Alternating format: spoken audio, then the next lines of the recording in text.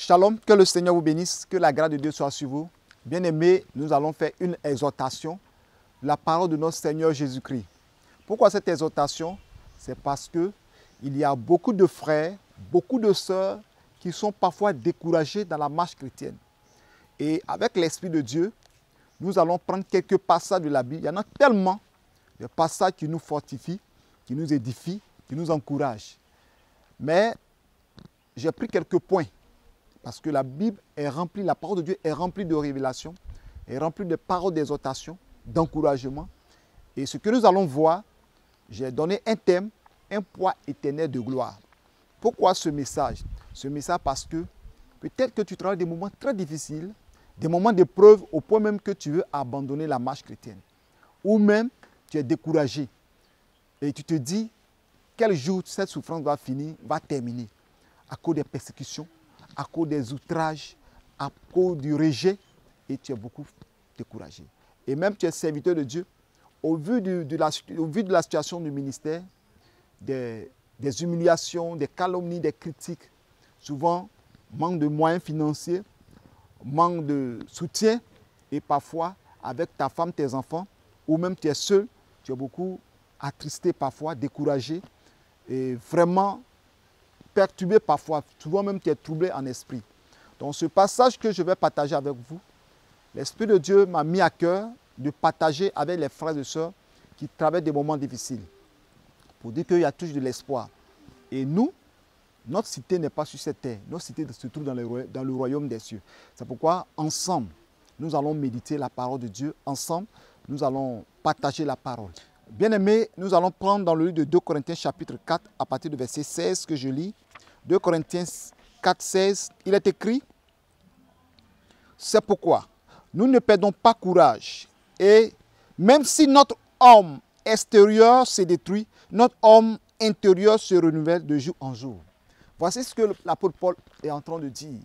Paul est en train de dire que si notre homme extérieur, c'est-à-dire la chair, se détruit, notre homme intérieur, l'âme, s'édifie, se renouvelle de jour en jour.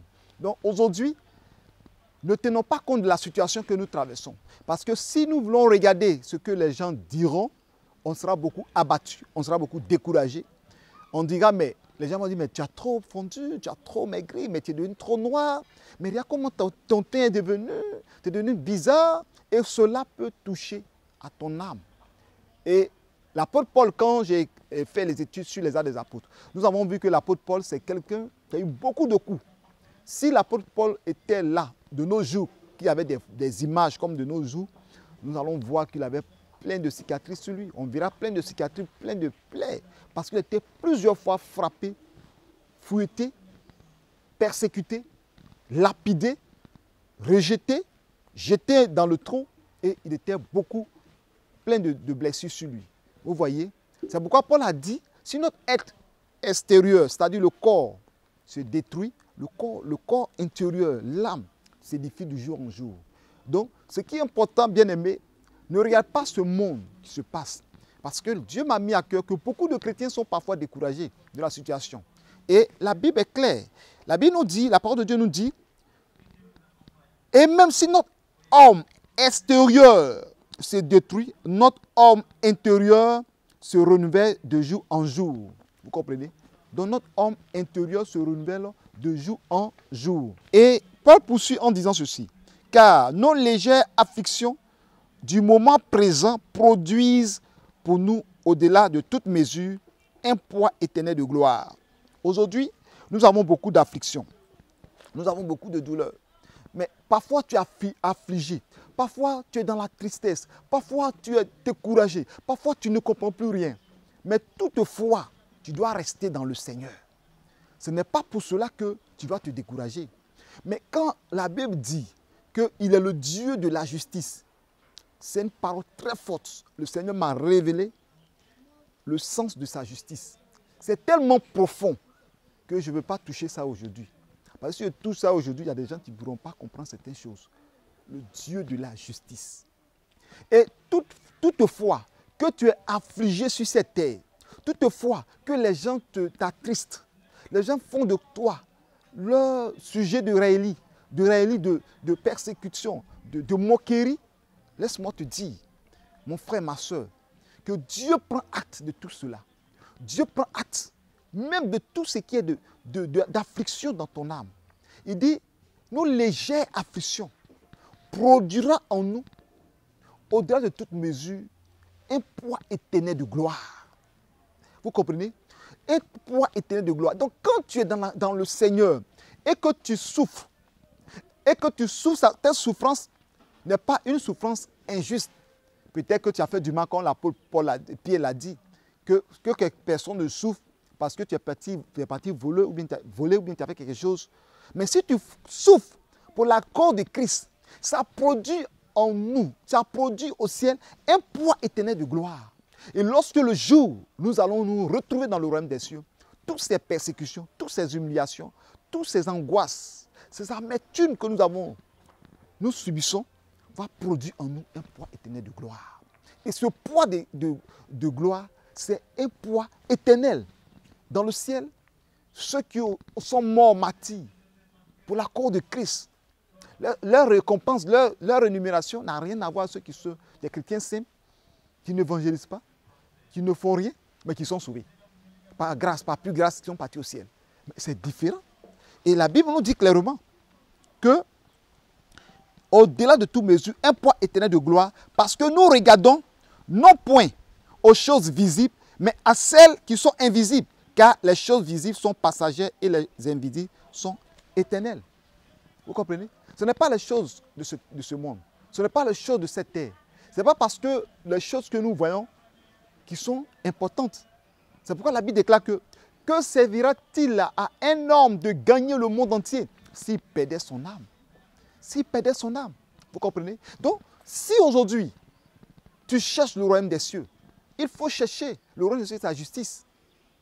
Donc, Dieu dit, ce qui est visible n'a pas d'importance. Ce qui est visible va passer. Ce qui est invisible sera éternel.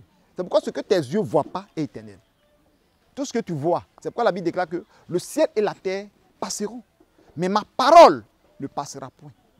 Et quand vous voyez cette parole, on entend, mais on ne voit pas la parole. La parole est esprit et vie. Et bien aimé, la Bible est claire. La Bible nous dit que les choses invisibles sont éternelles. Vous voyez que les anges, on ne peut pas voir les anges, mais les anges sont éternels. On ne peut pas voir aux yeux nus. Et le royaume, les yeux physiques, le paradis, on ne peut pas voir ça comme ça. C'est éternel. L'enfer, on ne peut pas voir l'enfer. On ne peut pas voir Satan avec les yeux physiques. C'est éternel. Tout ce qui est invisible est éternel. Et tout ce qui est visible sera détruit. C'est pourquoi la Bible déclare de chercher ce qui est en haut.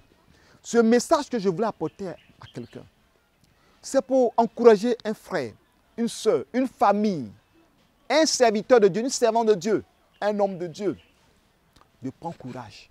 Parce que nous sommes des pèlerins, des étrangers et voyageurs sur cette terre, comme Pierre l'a dit. De prendre courage, parce qu'un poids éternel nous attend au ciel. C'est pourquoi nous allons lire, nous allons continuer dans le livre de 1 Pierre 5, verset 10. Il est écrit que le Dieu de toute grâce, qui nous a appelés à sa gloire éternelle, qu'après avoir souffert un peu de temps, nous fortifiera, nous édifiera, nous rendra inébranlables. Et je vais lire quand même, pour ne pas paraphraser dans 1 Pierre, chapitre 5, verset 10, que je vais lire.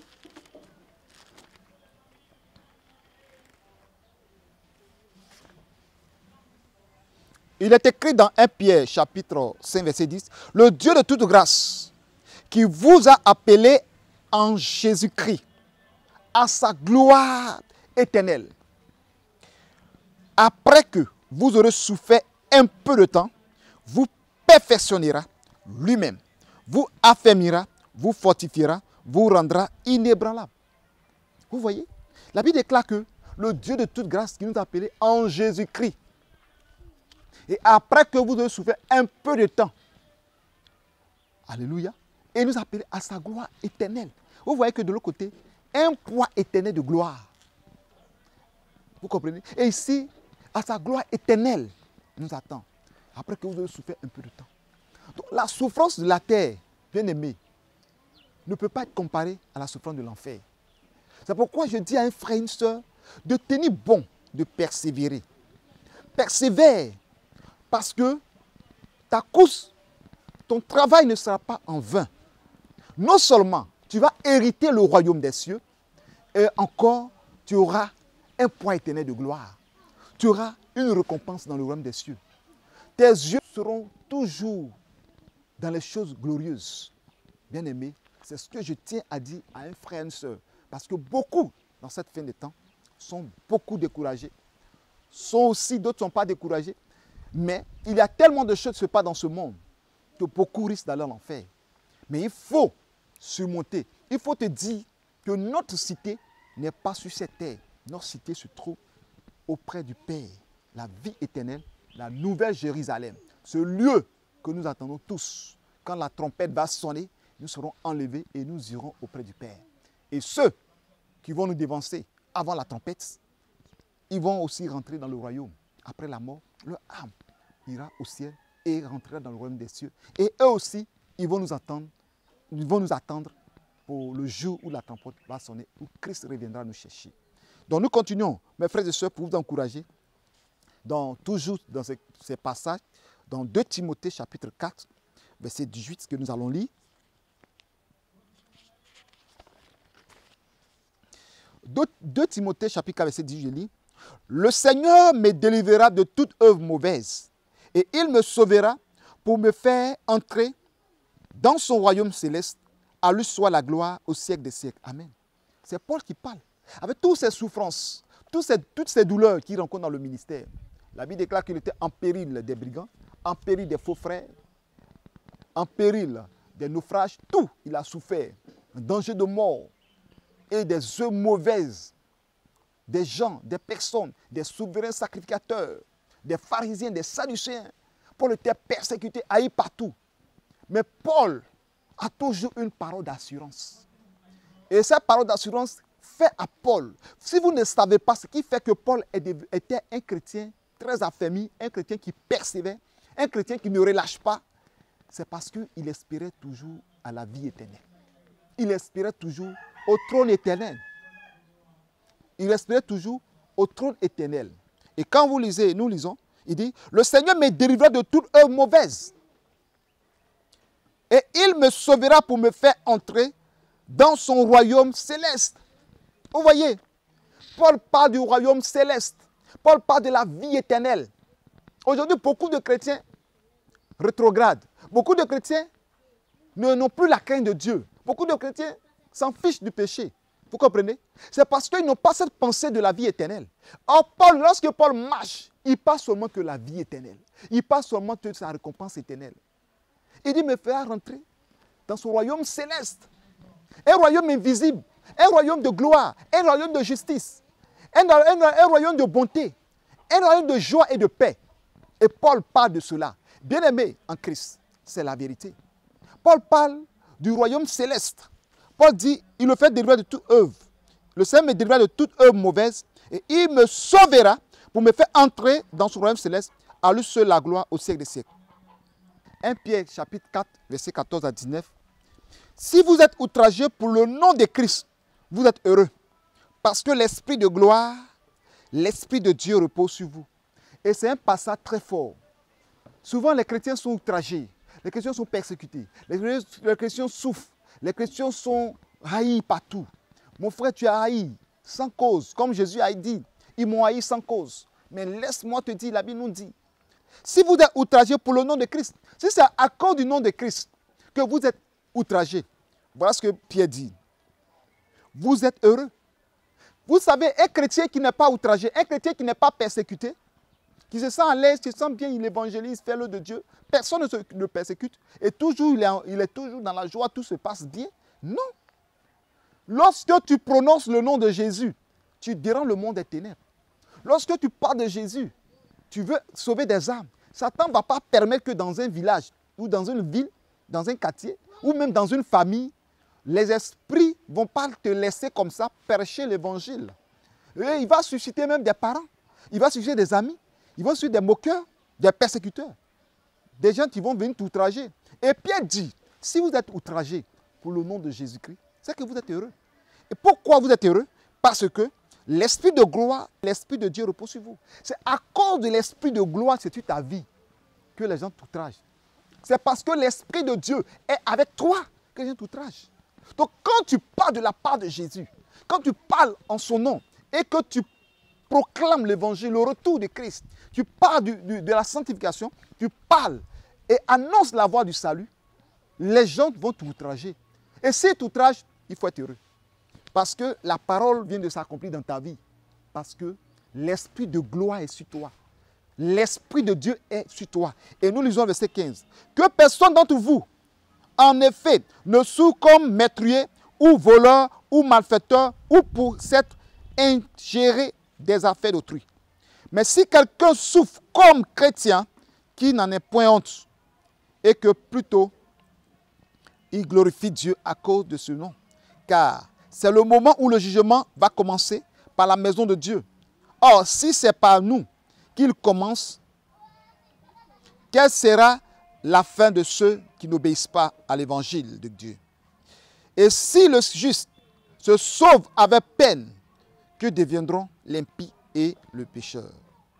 Ainsi que ceux qui souffrent selon la volonté de Dieu remettent leur âme au fidèle Créateur en faisant ce qui est bien. Alléluia. La Bible nous dit, la Bible est claire. Il dit, il ne faudrait pas que tu souffres parce que tu es menteur, tu es voleur, tu es ceci. Mais que si tu souffres pour la gloire de Dieu, bénis le nom du Seigneur. Et que tu seras aussi un témoignage. Que le Seigneur vous bénisse. Et nous continuons toujours à méditer. La parole, c'est une étude en même temps de la parole de Dieu. Et nous prenons dans 1 Pierre toujours, le chapitre 2, à partir du verset 11 à 12 que nous allons lire. 1 Pierre, chapitre 2. Il dit, bien-aimés, je vous exhorte comme étrangers et voyageurs sur la terre, à vous abstenir des convoitises charnelles qui font la guerre à l'âme. Et au milieu de vous, ayez au milieu des païens une bonne conduite, afin que là même où ils vous calomnient, comme si vous étiez des malfaiteurs, ils glorifient Dieu au jour où il les visitera. Vous comprenez? La Bible déclare de croire, de savoir, comme Pierre pouvait dire au peuple, que nous sommes voyageurs et étrangers sur la terre. Bien aimé, c'est une parole très forte.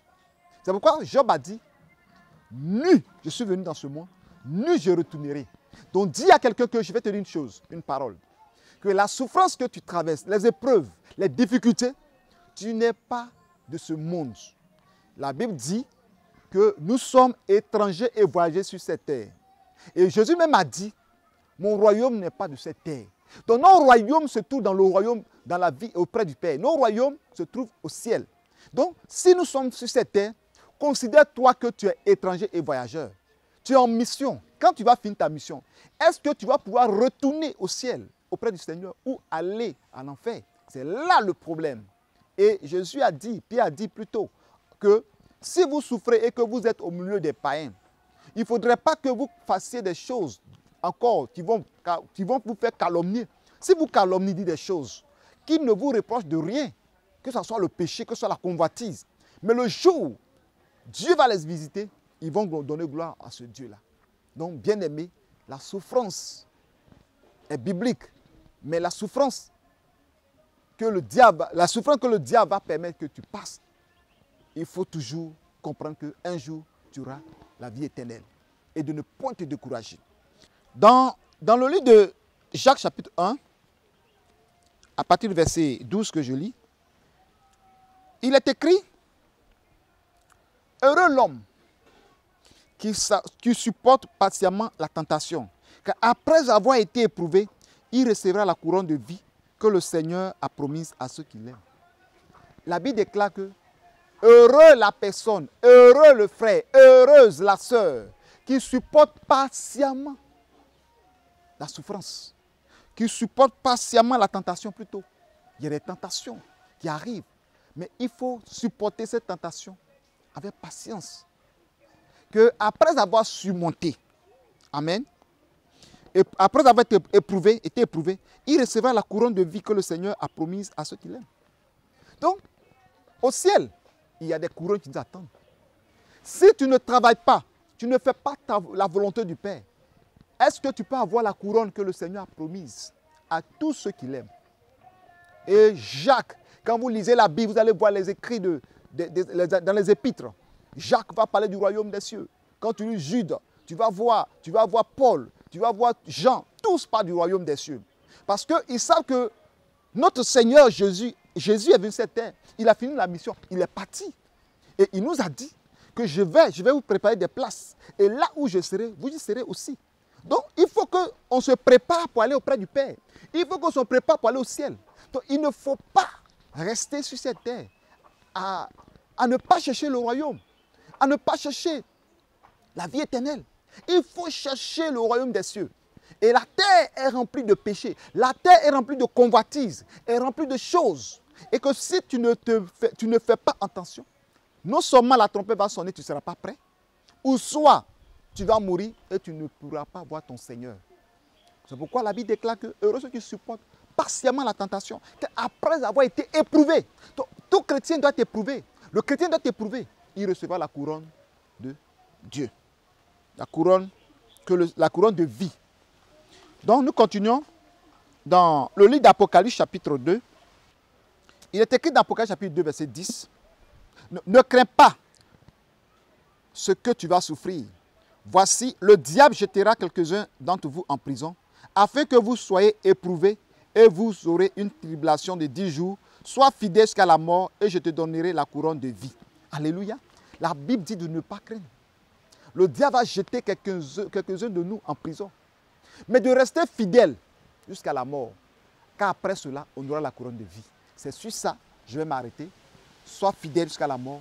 Un jour, tu auras la couronne de vie et nous allons nous réjouir éternellement dans le royaume des cieux. Shalom, c'était votre serviteur, le prophète Paul Moïse de Rivera. C'est une exhortation que le Seigneur m'a mis à cœur pour encourager mes frères et sœurs qui sont persécutés, qui sont découragés, qui sont rejetés, qui traversent des moments difficiles, financiers, des moments difficiles au niveau de la nourriture, au niveau du dortoir, de toute épreuve que tu traverses. Shalom, que Dieu te bénisse. Nous allons nous retrouver un jour dans le royaume des cieux. À bientôt. Merci.